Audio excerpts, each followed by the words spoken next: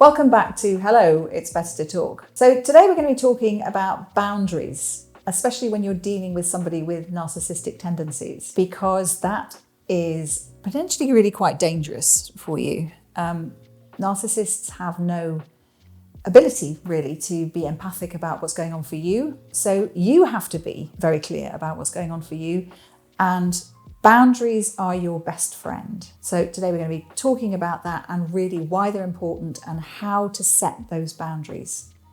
So stick with us and you'll have a clear way through to dealing with the narcissist in your life.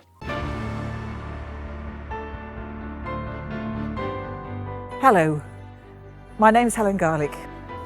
For 35 years, I was a family lawyer and mediator, but I kept secret what was happening in my own family of origin. Now I know it's time to talk about it. So I'd like to warmly welcome you to Hello, It's Better to Talk.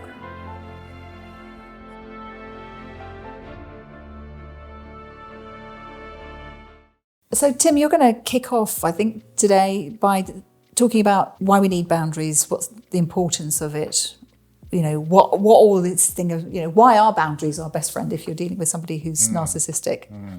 Yes. In couples counselling, where particularly where, let's say, the couple are intending to separate or are actually divorcing, sometimes one of the partners is really suffering because the other person is not showing the empathy that you would want them to show, because as a counsellor you're hoping that people will cooperate, that they'll work together, that they'll be kind, that they will be constructive in the way they work. However, when one of the partners isn't like that and is out for themselves, essentially, or at least is quite absorbed in themselves as a person, then it can be very difficult. And what happens in cases that I've seen is that people really suffer as a result. They are manipulated.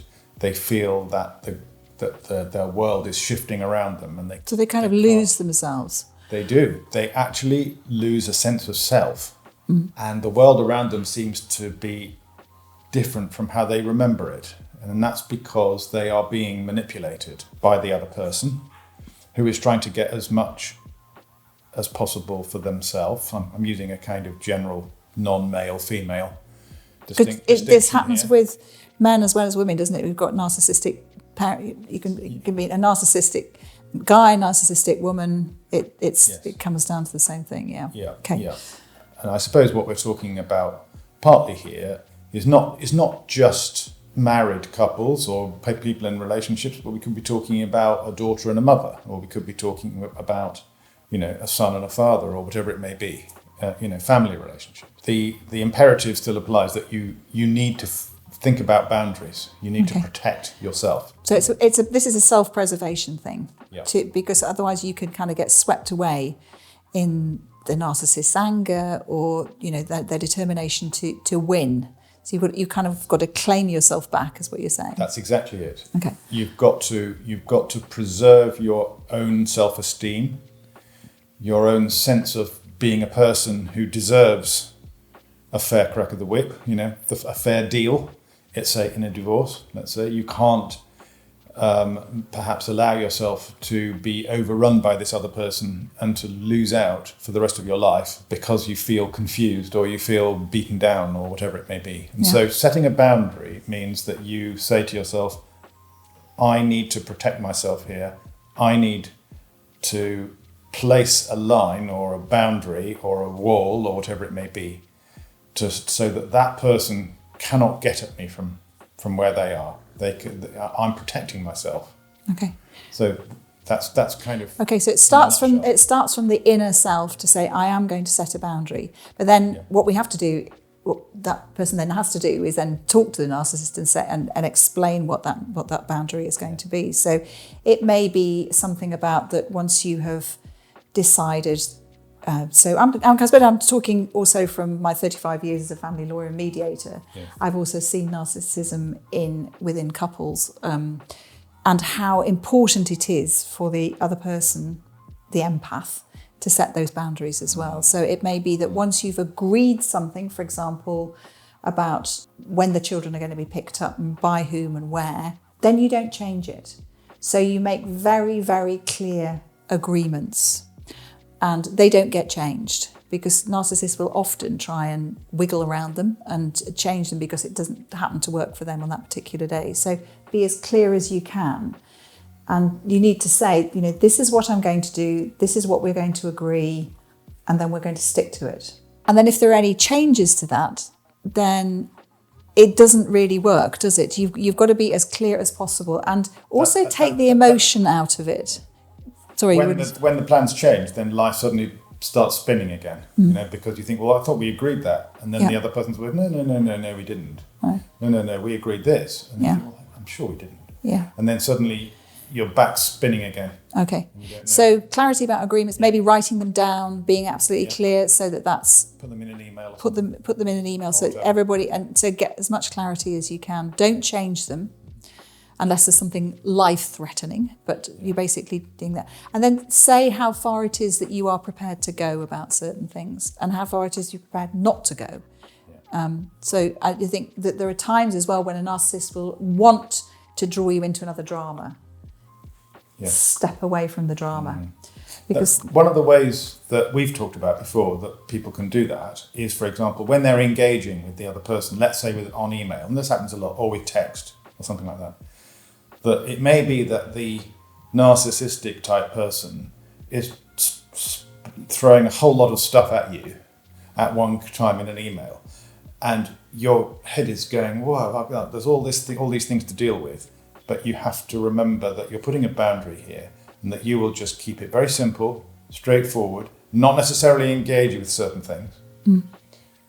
And so you are preserving your own sanity in this situation. So keep it simple.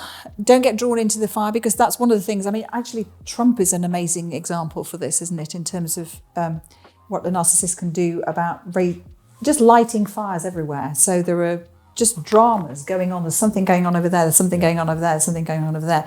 You need to be really focused on what your goals are and then just stick to that. So in emails, stick to the thing that needs dealing with, and then don't deal with that. That fire over there is trying to distract your attention from what's going on here, where he or she knows that they're losing this one. So they're trying to distract attention from it, and that's a classic. It's a classic strategy, which they adopt. Okay, so being really clear about things, sticking to things. I would also say, don't be as emotionless as possible. Be sort of actually quite clinical about these things. I mean, you want to be kind, you want to be compassionate, but also there is a sense that when you start getting drawn into the emotional side of things, you're on a hiding to nothing. It's never going to win, because it's always going to be.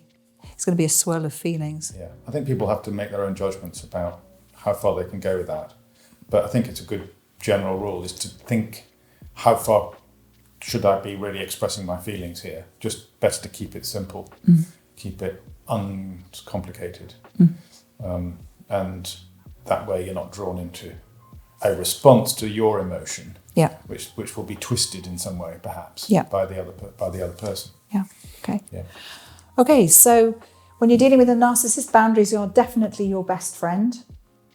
And the second rule is boundaries are definitely your best friend. I mean, you just can't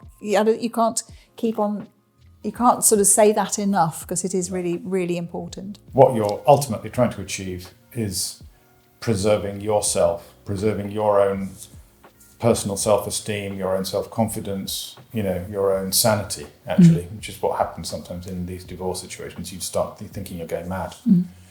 And if you can do that, then you've got a better chance of achieving what you want. And it may be that if there are children involved, that the children will also find that they benefit too from this calmer approach. Stepping away from the drama.